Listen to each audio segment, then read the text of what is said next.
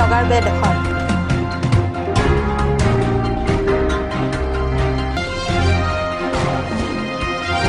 আজি অসম গণ পৰিষদৰ কাৰ্বি আংলং জিলা কমিটিৰ নতুন কাৰ্যালয়ৰ দ্বাৰা উন্মোচন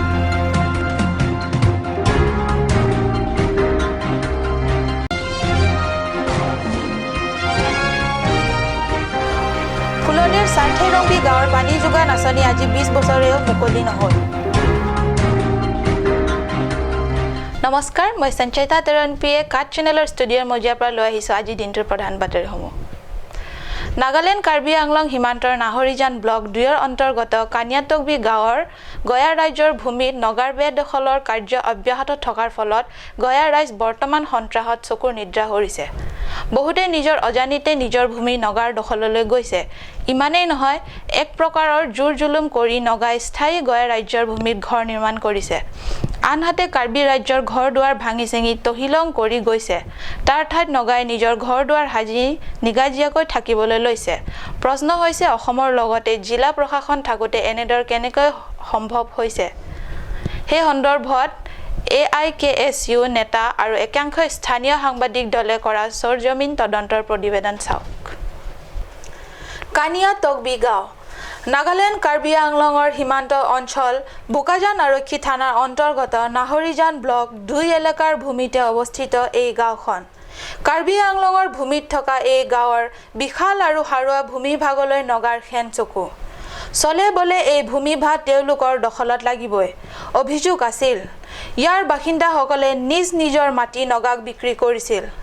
কিন্তু AIKSUৰ নেতা আগষ্টিন ক্ৰামছাৰ উদ্যোগত সাংবাদিক দলেৰে মিলি কৰা সৰজমিনত তদন্তত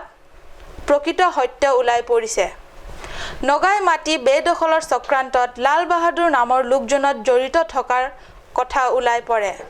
কেইবা বছৰৰ আগতে উক্ত লোকজনে কৌশলেৰে 20 বিঘা ভূমি নগাসকলক বিক্ৰী কৰিছিল আৰু এই কথা গাঁওবুঢ়া কানিয়াতকবিয়ে ঘুণাক্ষৰেও নাজানে কেইবা বছৰৰ আগতে উক্ত লোকজনে কৌশলেৰে 20 বিঘা ভূমি নগাসকলক বিক্ৰী কৰিছিল আৰু এই কথা গাঁওবুঢ়া কানিয়াতকবিয়ে ঘুণাক্ষৰেও নাজানে অৰ্থাৎ এই বিষয়ে অৱগত নকৰা কথা ব্যক্ত কৰে ইয়াৰ উপৰি ঘটনাৰ তদন্তৰ সময়ত জানিবলৈ পোৱা মতে এই কাৰ্যত লাল বাহাদুৰৰ উপৰিও দেৱেন ৰায় আলিমুদ্দিন আৰু জানালুদ্দিন নামৰ আন 3জন ব্যক্তি জড়িত থকাৰ কথা ওলাই পৰিছে কাৰ্বি সাহিত্য সাহিত্যৰ পৰিষদৰ অধীনস্থ ভূমি বন্দোবস্তি আৰু ৰাজহ বিভাগ তথা জিলা প্ৰশাসনে এনেবোৰ ঘটনাৰ বিষয়ে অকনো ভূ নোপোৱাটো আশ্চৰ্যজনক বিষয় ini ke dikman alu long ta sui mari long le ta long le la tung ta son ne jor ko ani ini ta singterang budo hoda soime la tung bahai ni right and singtera he mari ye chini la tung long adikon hang na chini ko along le la so dok han ne an ki long hang chini ko itu kiman dise kiman ne kiman hajar na sen lakh sen na soi dise da apuna moi ne ne rai lo ko jote আপুনি রাই লগতে আৰু সিংতৰাং আছে তো না ৰাই লগত সিংতৰাং জেন থাকিব তিনজন থাকিব জেন সিংতৰাং আৰু দেৱান ৰায় তিনজন থাকিব হেতি আছে আমি দুনিয়া নে ভাই মই তো কোনে নে আচ্ছা নাংগে গোসরং বালা নাংগাম নে তক বিয়ারং দারং lu tok biarong kamra lu nang limen mangke chondro tok bi kanya tok biarong ni thielo no ni an vel kamra ningkan so an nang li da kido ban ke ni li no so thais no so thais ben bang lo to no so 18 ben bang lo la pena ko api ke ni li api bang ke no so 71 ben si ako kamra chulo an vel cholo phige ni afat ko da ko ni ni thia ko hanga da ko kudia do ko kudia da phini ki raya phang ni pilo chini du na takla so long le to kolam si raya alam suyor kolam the chini ke lakdum dikmana klang hu si rai pusi klang lo police unta bang oda khana tu police na bang lo sing kilo ini 1 kilo lapen ha ko rap mon terang ho dah gulgang itu lata wang lo no poso wang lo singsi lo vitamin bang ke lapuan lo dora pena masih nida apa ini dua mati hai ndir mati masih nida tu dunia lo Diphu কাছাই ষ্টেডিয়ামৰ সমীপত অসম গণ পৰিষদৰ কাৰ্বি আংলং জিলা কমিটিৰ নতুন কাৰ্যালয়ৰ দ্বাৰ আজি পুৱা 11 বজাত শুভ উন্মোচন কৰে নতুন কাৰ্যালয়খনৰ দ্বাৰ উন্মোচন কৰে জিলা কমিটিৰ চিএনচি সামসিং হানছে কাৰ্যালয়ৰ উদ্বোধনী সভাত জিলাখনৰ চুককুনৰ প্ৰতিটো এজিপিৰ শাখা আৰু উপশাখা কমিটিৰ সমূহ কৰ্মকৰ্তাসকলে আহি হদল বলে অংশগ্ৰহণ কৰে লক্ষ্য আগন্তুক কাৰ্বি পৰিষদীয় নিৰ্বাচন কাৰ্বি আংলং জিলাৰ বিভিন্ন ৰাজনৈতিক দল সংগঠনে পৰিষদীয় নিৰ্বাচন অৱতীৰ্ণ হৈ জয়লাভ কৰি কাৰ্বি স্বায়ত্তশাসিত পৰিষদৰ শাসন কাৰ্বি আংলং জিলাৰ বিভিন্ন ৰাজনৈতিক দল সংগঠনে পৰিষদীয় নিৰ্বাচনত অৱতীৰ্ণ হৈ জয়লাভ কৰি কাৰ্বি স্বায়ত্তশাসিত পৰিষদৰ শাসনৰ বাঘজৰীডাল হাতৰ মুঠিত ল'বৰ বাবে আটায়ে উঠি পৰি লাগিছে এনে এক সন্ধিক্ষণতে বিগত সময়ত জিলাৰ ৰাজনৈতিক পথাৰত বিশেষ ভূমিকা নথকা অসম গণ পৰিষদ দলেও এককাল যুঁজি চাবৰ বাবে আটাইবোৰ নেতা কৰ্মীয়ে একগোট হৈ ককালত টাঙলি বান্ধিছে আজি ডিফুৰ কাছাই ষ্টেডিয়ামৰ সমীপত জিলা কমিটিৰ নতুন কাৰ্যালয় উন্মোচন কৰি অসম গণ পৰিষদ দলৰ জিলা কমিটিয়ে তাকে প্ৰতিপন্ন কৰিলে সংঘাত তাকৰ হ'ব পাৰে মানসিক শক্তি এওঁলোকৰ অলপো তাকৰ নহয় সঠিক সময়ত সঠিক সিদ্ধান্ত লোৱা বুলিও এছাম ৰাজনৈতিক চিন্তা চৰ্চা কৰা সকলে এই সন্দৰ্ভত অৱশ্যে মত পোষণ কৰা দেখা গৈছে ফুলনি সমষ্টিৰ অন্তৰ্গত সাৰ্থে ৰংফাৰ গাঁৱকে ধৰি তিনিখন গাঁৱৰ বিশুদ্ধ খোৱা পানী যোগান দিয়াৰ বাবে নিৰ্মাণ কৰা সাৰ্থে ৰংফাৰ পানী যোগান আঁচনি আজিও অৰ্ধ সমাপ্ত হৈ পৰি আছে উপায়বিহীন সাধাৰণ গয়া ৰাজ্যে বিশুদ্ধ খোৱা পানীৰ সপোন দেখি দেখি বাস্তৱত নিজৰ বাৰীৰ চুকত খন্দা কেঁচা কুঁৱাৰ লেতেৰা পানী খাই জীৱন নিৰ্বাহ কৰি আছে বিগত 1997 বৰ্ষত কাৰ্বি স্বায়ত্তশাসিত পৰিষদৰ তেতিয়া এএছডিচিৰ নেতৃত্বাধীন চৰকাৰৰ দিনৰ কথা হাওৰাঘাট জনস্বাস্থ্য কাৰিকৰী বিভাগৰ পৰা ফুলনিৰ সাৰ্থে ৰংফাৰ গাঁৱত তিনিখন গাঁৱকে সামৰি বিশুদ্ধ খোৱা পানী যোগান আঁচনি নিৰ্মাণৰ কাম আৰম্ভ কৰে নিৰ্মাণৰ কামো প্ৰায় সম্পূৰ্ণ হৈছিলে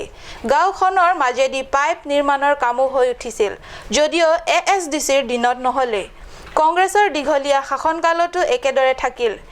এতিয়া সেই তিনিখন গাঁৱে বিশুদ্ধ খোৱা পানী পাবলৈ আৰু কিমান বছৰ অপেক্ষা কৰিব লাগিব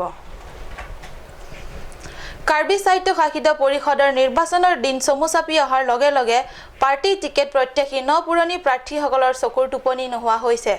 12 নং ফুলনি পৰিষদীয় সমষ্টিৰ পৰা কেইবাজন বিজেপি টিকেট প্ৰত্যাশীৰ প্ৰাৰ্থীৰ মাজৰে এগৰাকী প্ৰাৰ্থী ৰুস্তম লেখথে নিজৰ 130 গৰাকী সমৰ্থক সহ বাইক ৰেলী কৰি আহি ডিফুৰ জিলা বিজেপি কমিটিৰ পাৰ্টি কাৰ্যালয়ত উপস্থিত হৈ পাৰ্টি টিকেটৰ বাবে আবেদন পত্ৰ দাখিল কৰে পিছপৰা কাৰ্বি আংলঙত আটাইতকৈ ডাঙৰ আৰু সুলভ ফেক্টৰী হৈছে ৰাজনৈতিক ফেক্টৰী এই ফেক্টৰী বৰ লাভজনকো